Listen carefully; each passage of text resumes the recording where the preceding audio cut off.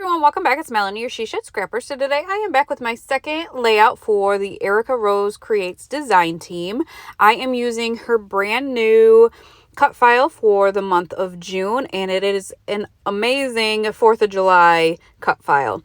I cut it out in red because I had been looking at my Vicky Boutin mixed media pads and found this blue star paper and already had in mind that I wanted to do a 4th of July layout with it. Well, turns out she released the 4th of July cut file, and I thought it was the perfect time to use the paper. And actually the cut file it fits the mixed media background perfectly. Like it was made for this paper. So I did trim just, I believe, maybe a 1/4 inch off of each side of the mixed media paper. I'm going to back it now in this red, and I wanted just a very, very thin strip. So what I ended up doing was actually just placing it into the top left of the paper and then trimming the other two sides to make it a little bit smaller, because I also wanted to mat it again with a blue star paper. I am just using a bunch of stuff from my stash. I think this is either an Echo Park or a photo play paper. Again, I have a whole drawer, okay, not a whole drawer, but it shares it with Halloween of just 4th of July. It's 4th of July and Halloween. 4th of July is just one of my favorite things to scrapbook. I love red, white, and blue. Red, white, and blue, everything. And I think part of it stems from that's our school colors as well. So for me growing up, everything was red, white, and blue. This holiday, we have been termed my hometown best 4th in the North. It is just so much fun. Besides Christmas, probably my favorite holiday. So I decided to back the two larger stars with photos. I had gotten us a couple of pairs of not even sunglasses, because they don't even have lenses in them, star glasses last year for the 4th of July. So we each took a picture with them. I have one of each of the boys separately, one of the boys together, and then the boys took one of my husband and I together. And so I used the one of the two boys by themselves for the stars. The larger star was a little bit too wide for my photo, but I figured I would just cover up the blank space with an embellishment. So that was just kind of in my mind already. With this smaller star, I decided I would make a shaker pocket. It is like shaker pockets galore over here on my channel lately, but I am just loving them. It helps when you have fun things to add to them, and I had bought a couple of fun shaker bits, I guess, from the Great Lakes Mega Meet. So that's really kind of inspired me to create a bunch of shaker pockets.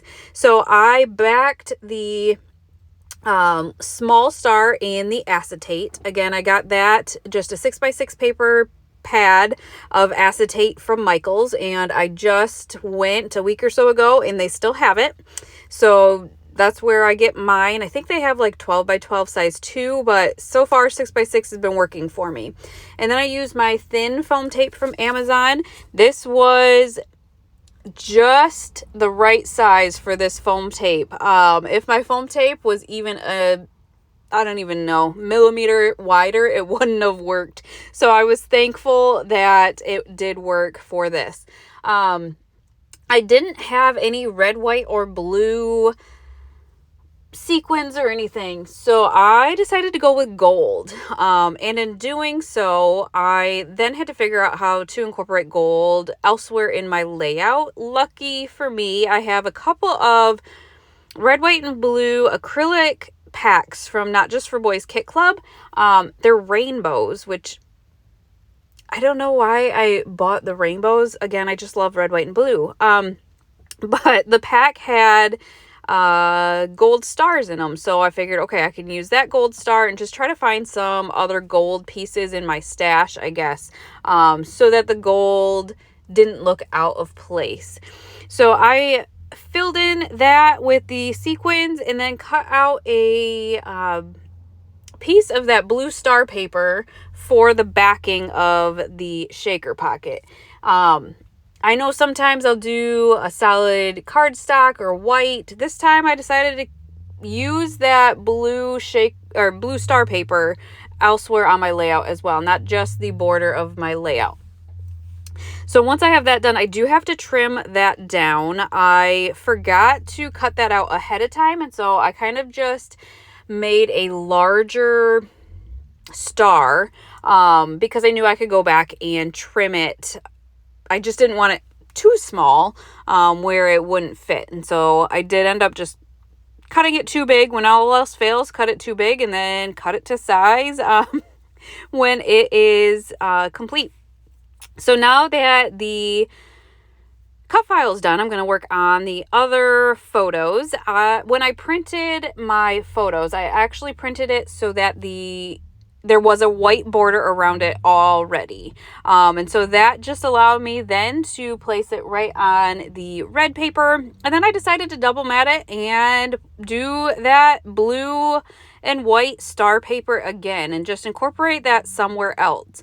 In doing so, it was a little big, and so I did kind of have to make sure I didn't want, I guess, my photo to overlap the matting of the big layout, if that makes sense, because the matting of both was the same. So I did make sure I had white around the outside of my photo cluster, if that makes sense. So kind of just going through my stash now, I did find those gold stars. So I am going to put one in the R where there should be like a opening. And then I kind of wanted to play around with different options. I have so many different collections of 4th of July. And so I've got older stuff that soft spoken was definitely older stuff. This Pebbles, I got it Tuesday morning a long time ago. But they're just so fun. And I actually do end up using the Pebbles and the soft spoken. There is this little firecracker and the little bottom of it has gold, and I wanted to use that somewhere. I thought it was so fun. And there was a USA kind of epoxy circle that I thought was cute, matched the colors. Again, just using up my stash. It was, I don't know, I have a hard time parting, I think, with red, white, and blue. One thing I hoard, I think, and I just keep buying, whether I need it or not. But like I said, I did end up using a couple of the pieces from that soft spoken ephemera, and then I needed to figure out what to put in the top right. The Pebbles have a couple of floral clusters, so I decided to go with that. Definitely different than maybe I normally would. I probably wouldn't usually add flowers to my 4th of July layout, but I felt like it worked for this one. It's for me, and the flowers were pretty and gorgeous, and so I decided to use that. I wanted a very straight line because I knew it was going to go on that white paper at the top. So that's why I ended up using my paper cutter for that. Otherwise, I usually will just cut it myself with scissors, but I am not the greatest at cutting straight with scissors. So the paper cutter was key for that. So now I am just going to place down my photo and make sure my cut file is glued down.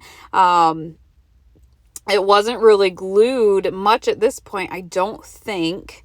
But once I kind of have that, I get to enjoy and have fun and embellish the rest of the layout. So I did bring in another one of those gold stars at the top. Again, just trying to incorporate gold. So one thing I wish I would have done was back that photo down at the bottom right with foam tape, because the shaker pocket next to it is up off the page a little bit because I used that foam tape. And so when I glued it down, I don't think you can tell now, and really it's not that big of a deal, but it's not level, if that makes sense, because that is up a little bit with that foam tape. So I did leave that USA kind of epoxy over to the right and added a small flower over there, added a larger floral cluster to the top of my photos on the left hand side, a gold star over there, as well as a star flare from Scrap and Happy Studio.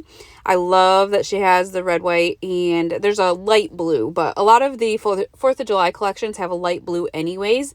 So it is the perfect 4th of July star pack of epoxy flares. So now just adding a few of the phrase stickers to the clusters and kind of finishing out the layout, I guess. I did decide to bring in some gold glitter gems from Close to My Heart. Again, just another way to bring in some of that gold, and I'm just going to scatter those throughout the clusters to finish off this layout. So definitely check out Erica Rose Creates website. She's got cut files and kits, and if you check her out, use the code Melanie and you get 15% off of your purchase. So yeah, like I said, check her out. I am loving being a part of this design team and using the cut files. It's really definitely challenging me. I don't use cut files all that often, but it's been fun to use them twice a month at least, and it is kind of inspiring me to kind of use my Cricut more, so that's been fun as well. So yeah, just finishing off with some stars and then those gold glitter gems. Besides Erica Rose Creates, I don't have anything else to link because everything is so old and out of my stash. So I will definitely link her shop down below, but don't forget to use the code Melanie. And it will be in the comment or in the description so you don't misspell it. So you definitely get the 15% off. But I hope you guys enjoyed this layout, and we will see you next time. Bye, guys.